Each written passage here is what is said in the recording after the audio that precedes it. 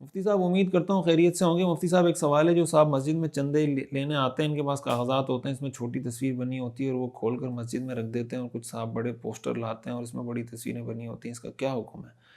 وضاحت کے ساتھ دریافت فرما دیں، آپ کی یہ نوازش ہوگی۔ محمد صادق قریشی، بنگلور۔ دیکھیں، بڑی تصویر اگر پوسٹر پہ لگی ہوئی ہے وہ تو ٹھیک نہیں ہے مسجد میں اس کا لانا۔ جو چھوٹی تصویر ہوتی ہے، پاسپورٹ سائز تصویر، وہ چونکہ ایک ضرورت کا حصہ ہوتا ہے، ڈاکومنٹیشن کا بھی حصہ ہوتا ہے، تو وہ تو اگر جیب میں ہو، اس کو بھی مسجد میں اس طریقے سے نہیں رکھنا چاہیے کہ اوپن ہو، اس کو کسی ڈھک کر رکھنا چاہیے، لیکن بڑی تصویر لے کر مسجد میں آنا یہ ٹھیک نہیں ہے۔ مفتی صاحب، میں محی الدین بنگلہ دیش سے، میرا سوال یہ کہ قالین پر اگر بچے نے پیشاب کر دیا اور وہ سوکھ گیا لیکن اس کا داغ باقی ہے، تو کیا اس پر کپڑا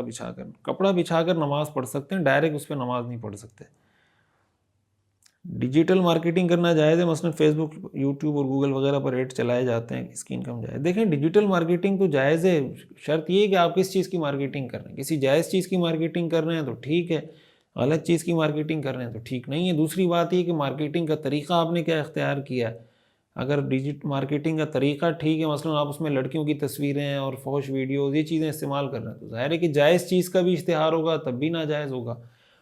تو اگر اس میں کوئی ایسی چیز نہیں ہے جو شریعت کے کسی حکم کو وائلیٹ کر رہی ہو، تو اس کے اندر کوئی حرج نہیں ہے، بالکل جائز ہے۔ اور اگر کوئی مخصوص طریقہ ڈیجیٹل مارکیٹنگ کا ہے، تو یا اس میں کوئی ایسی چیز ہے، آپ کو پہلے اس میں کوئی پیمنٹ کرنی پڑتی ہے کہ پہلے آپ اتنے پیسے دیں گے پھر آپ کو کوئی پروفٹ ملے گا، یا کوئی اس طرح کی، جس سے آج کل بہت ساری اپلیکیشنز اور بہت ساری چیزیں آ رہی ہوتی ہیں، کوئی اور ڈیجیٹل مارکیٹنگ کر رہا ہوتا ہے، آپ کو کہتا ہے کہ آپ اس پہ کلک کریں، آپ کلک کریں گے تو آپ کو اتنے پیسے ملیں گے۔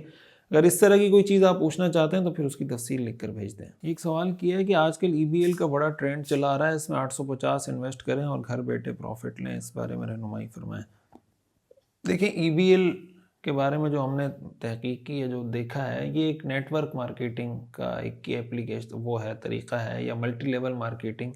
کہ آپ شروع میں کچھ پیسے دیتے ہیں، پھر آپ ممبر بناتے ہیں، اور جو ایک ملٹی لیول مارکیٹنگ میں ہوتا ہے کہ جیسے جیسے نیچے چلتے چلے جاتے ہیں اس کا کمیشن بھی آپ کو ملتا رہتا ہے۔ تو ملٹی لیول مارکیٹنگ کے بارے میں ایک اصول یہ یاد رکھیں، نیٹ ورک مارکیٹنگ کی بہت ساری اپلیکیشن ہر روز آ رہی ہوتی ہیں،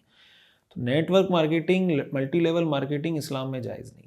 کہ بہت ساری وجوہات ہیں، کوئی ایک وجہ نہیں ہے اس کے ناجائز ہونے کی۔ پہلی وجہ اس کے ناجائز ہونے کی کہ شروع میں جو آپ 750، 850 یا جو گولڈ، سلور، مختلف قسم کے پیکج خرید رہے ہوتے ہیں،